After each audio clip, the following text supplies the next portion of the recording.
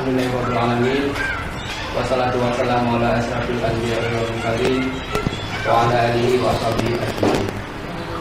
Puji syukur alhamdulillah sama-sama kita panjatkan dari Allah Subhanahu wa taala.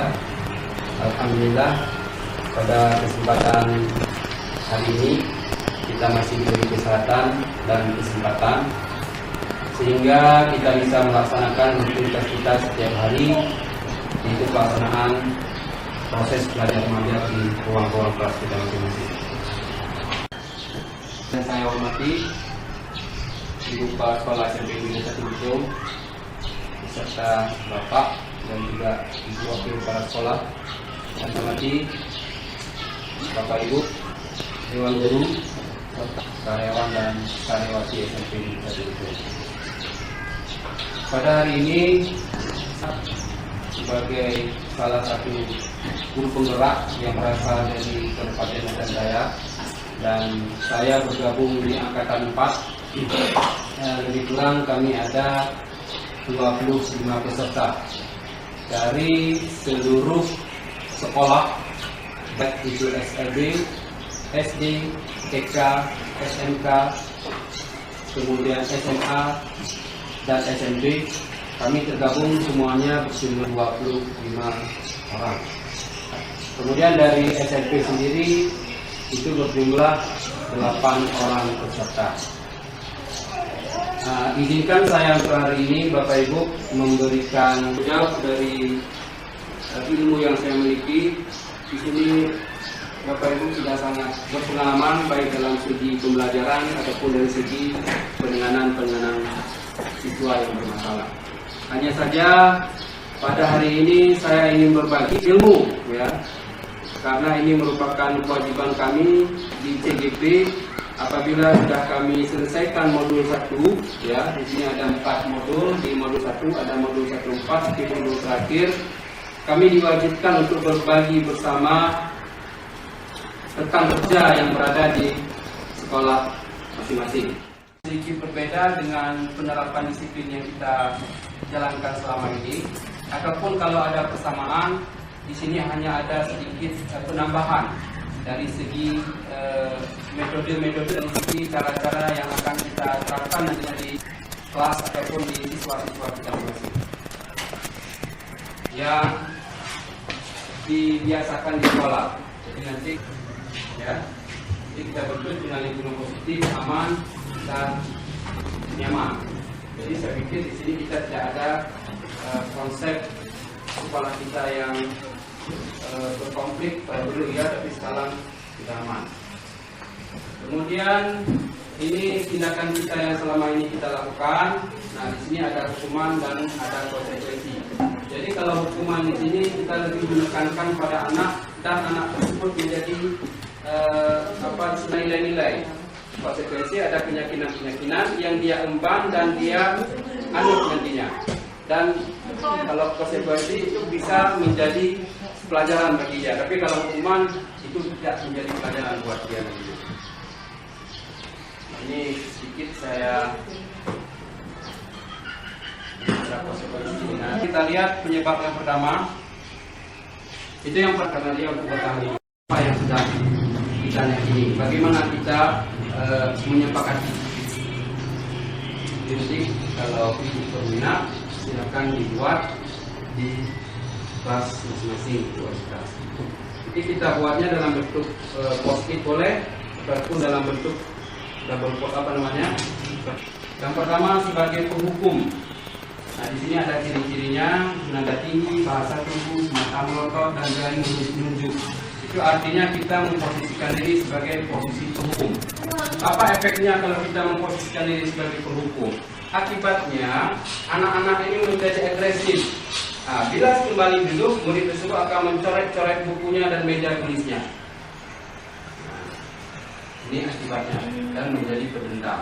Biasanya kata-katanya, patuhilah aturan saya, atau awas, kamu selalu saja salah, selalu terakhir selesai. Kemudian guru seperti ini senantiasa percaya bahwa hanya satu cara untuk menyelesaikannya, yaitu dengan cara ya.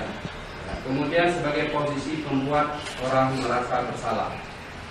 Nah, Nah ini sudah ya.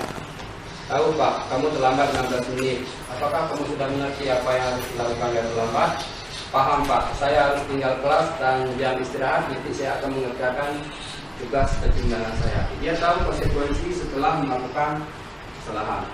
Kemudian sebagai posisi manajer, ini posisi yang paling baik, paling tepat untuk kita gunakan dalam penyelesaian masalah.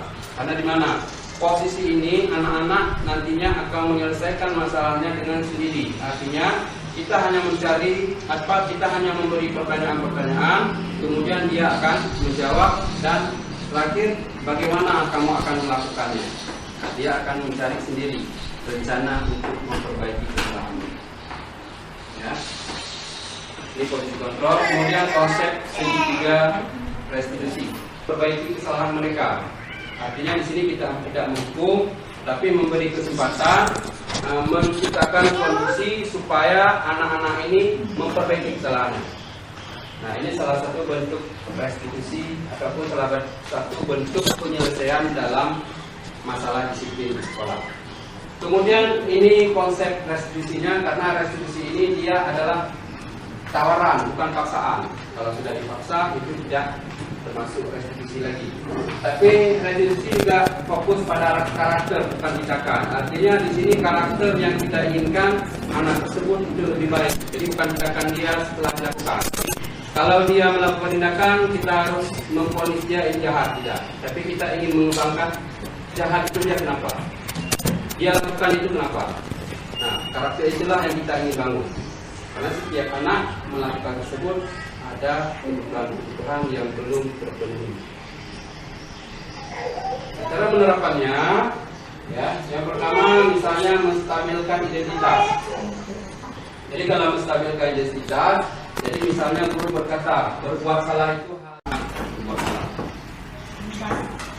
Kemudian setelah kita menstabilkan keadaan dia, kemudian kita validasi kenyataan yang salah. Artinya begini, kamu bisa saja melakukan hal yang lebih buruk, tapi kamu tidak melakukannya. Nah, di sini kita memberi kesempatan pada anak bahwasanya dia bisa melakukan hal yang lebih buruk lagi, tapi dia tidak melakukannya. Kemudian kita di sini diajak untuk masuk ke dunia anak-anak. Kemudian terakhir menanyakan keyakinan. Artinya di sini setelah kita tampilkan, kemudian kita validasi, baru kita tanyakan keyakinan dia. Bagaimana atau apa nilai yang kita percaya di kelas kita? Nilai yang kita percaya inilah yang kita kembalikan pada keyakinan kelas tadi, yang sudah disepakati tadi. Nilai-nilai menyusun. Guru itu hanya menuliskan di kertas plano ataupun kertas waktu. Kalau ada masalah bagaimana? Kembalikan kepada keyakinan kelas. Bagaimana dia tidak mengikuti. Nah, nanti kalau anak-anak melakukan, kira-kira apa yang kamu rasakan? Ketika kamu melakukan itu, kamu menjadi orang yang seperti apa? Atau bagaimana tindak lanjut untuk hari esok? Bagaimana sikap kamu untuk hari esok selanjutnya? Nah, jadi itu maksud daripada keyakinan kelas. Bagaimana kamu menjadi lebih baik untuk hari esok? Apa yang akan kamu lakukan untuk menjadi yang lebih baik untuk hari esok? Itu. Dan terakhir, tentukan posisi kita. Apakah sebagai penghukum, apakah sebagai pembuat orang merasa bersalah, kemudian pemantau dan juga manajer. Jadi silakan Bapak Ibu tentukan di mana posisi Bapak Ibu masing-masing.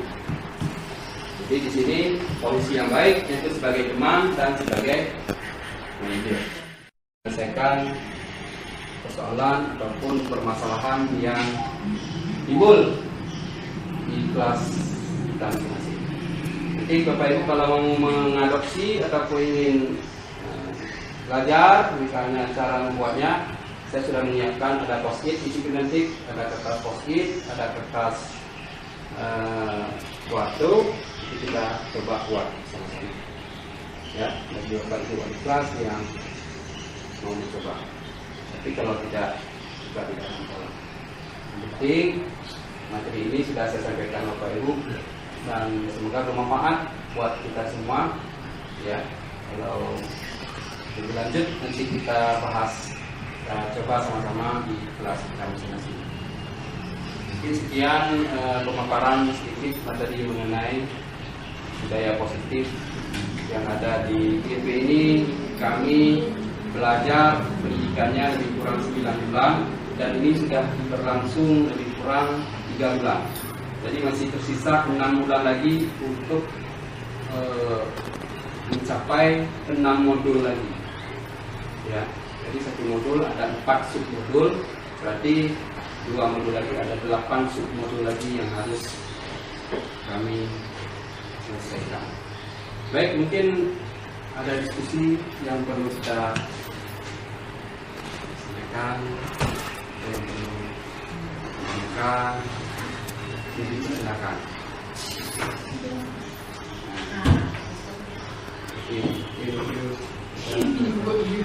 Terima kasih, saya mau tanya Pak ya. Seperti gambaran yang Bapak berikan itu menurut saya sangat bagus ya.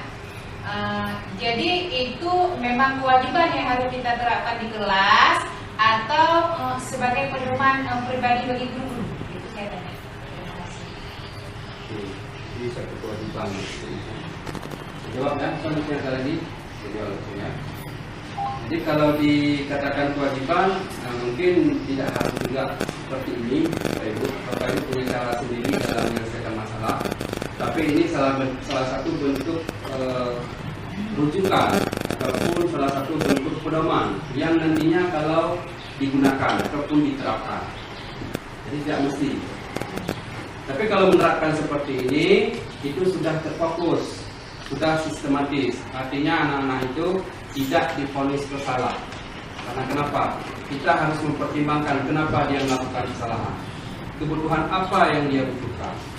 Nah, mungkin saya selama ini juga posisi saya sebagai penghukum, tapi kalau saya pelajari ini, itu nantinya anak-anak akan menjadi pendendam di saat mereka setelah selesai. Tapi kalau kita posisikan sebagai teman dan juga manajer, maka itu akan melekat pada diri dia bahwasanya kita menangani masalah tersebut dengan bijak. Mungkin selama ini sebelum kita pelajari ini, ya kita posisinya sebagai penghukum. Karena hukuman itu merupakan suatu tindakan yang menurut kita lebih bagus. Tapi menurut cerita di sini ataupun menurut alur di sini, penghukum itu kurang efektif kita laksanakan. Tapi yang lebih efektif itu manajer dan sebagai teman. Baik, ini sekilas penjelasannya Bapak Ibu. Ada lagi mungkin?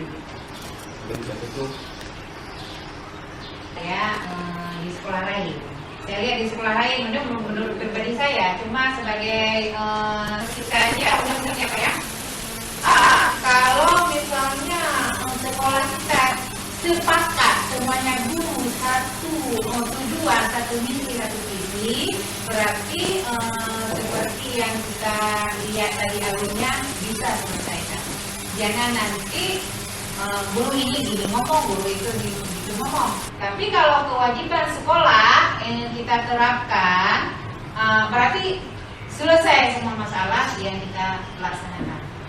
Karena age langkah pun akan nol lah, genyan.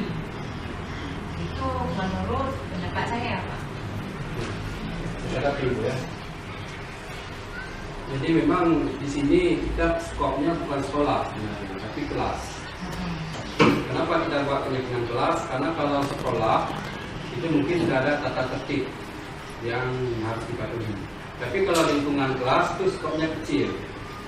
Skopnya kecil dan yang hanya dipatuhi oleh anggota kelas saja tersebut. Tapi kalau kita mengajak guru semuanya itu lebih bagus. Akan tetapi kita berpulang pada pribadi masing-masing. Tentang kelas lagi. Ini suatu kewajiban dan ini suatu keharusan. Karena era 5.0 sekarang, ya, kita berada di 5.2 misalnya, ya. Tapi kita belum sampai, kita baru berada di 4.2 atau 4.0, itu abad 21. Ya, pembelajarannya seperti itu. Kalau kita melihat di luar Aceh ataupun di daerah-daerah Jawa, itu sudah mereka lakukan, tapi kita belum. Saya hari ini memberi sedikit gambaran. Beginilah cara pendekatan, cara penerapan di kelas kita masing-masing. Masalah pelaksanaannya akan baik lagi. Saya akhiri ya sampai di sini. Jadi saya harapkan semoga kita tetap selalu kompak ya. Kalau ada hal yang perlu kita diskusikan nanti. Kemudian terima kasih saya ucapkan kepada Bapak Ibu yang sudah bersedia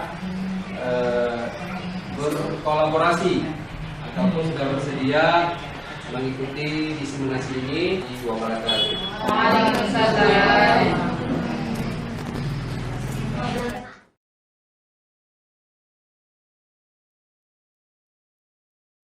Kita membuat kesepakatan kelas. Kami membuatnya dengan perasaan senang karena keyakinan kelas atau kesepakatan kelas kami ini menjadi aturan yang harus kami laksanakan untuk seluruh anggota kelas kami.